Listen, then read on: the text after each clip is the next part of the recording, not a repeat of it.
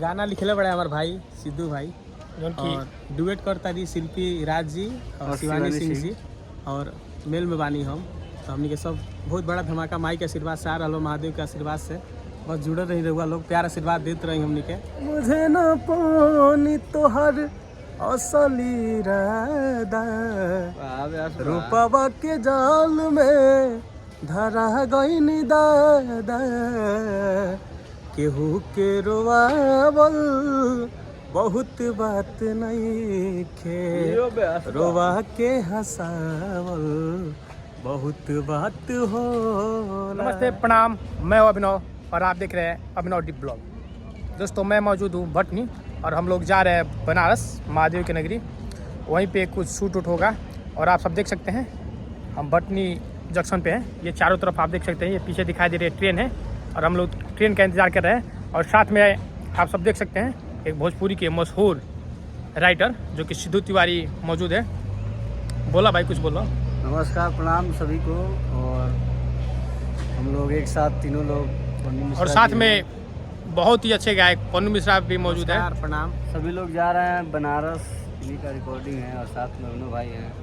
और अभिनव भाई को पेज को फॉलो कर लीजिएगा आप सभी। रिकॉर्डिंग होने वाला है, एक से एक पोस्टर सॉन्ग आने वाला है हम लोग को। बहुत बड़ा धमाका होने वाला है। मतलब समझ लीजिए कि ब्लॉक पोस्टर गाना है और आएगा तो आप लोगों को पेज को फॉलो कर लीजिएगा। उस पर यूट्यूब लिंक डाल दिया जाएगा। ब्याह जी तने गुनगुना ना थोड़ा सा गुनगुनाइए बेस्ट, थोड़ा गुनगुनाइए एकदम। बिल्कुल बिल्कुल। कि समझे न पानी तोहर असली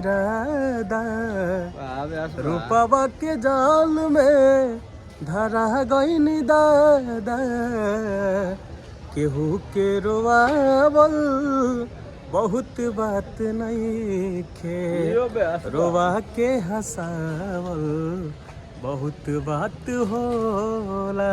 वाह वाह, बहुत बढ़िया, बहुत बढ़िया। धन्यवाद भाई। बहुत खूबसूरत आवाज़ है आप भाई सब का। अपना प्यार बना रखें और सपोर्ट कीजिए, पेज को फॉलो कीजिए। गाना लिखले बड़े हमारे भाई सिद्धू भाई और डुएट करता रही शिल्पी राज जी और शिवानी सिंह जी और मेल में बानी हम तो हमने के सब बहुत बड़ा धमाका माई के आशीर्वाद से आ रहा महादेव के आशीर्वाद से बस जुड़े रही रहुआ लोग प्यार आशीर्वाद देते रही हमने के।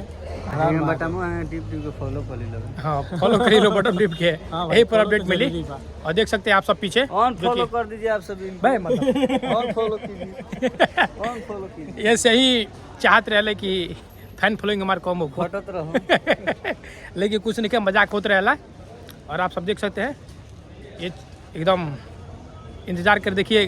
ब्याह जी सेल्फी लेते रहे। जो गाना हम लोग आएगा वो पूछो म्यूजिक भोजपुरी के माध्यम से ही आएगा। पूछो म्यूजिक भोजपुरी, पूछो म्यूजिक भोजपुरी तो म्यूजिक भोजपुरी। हाँ, तो सब्सक्राइब कीजिए। हाँ, सब्सक्राइब करिए यूट्यूब पे जाके सब्सक्राइब कीजिए। हाँ, लाइक करिए उसको। बाकी तब तक के लिए हर हर महादेव, बाय।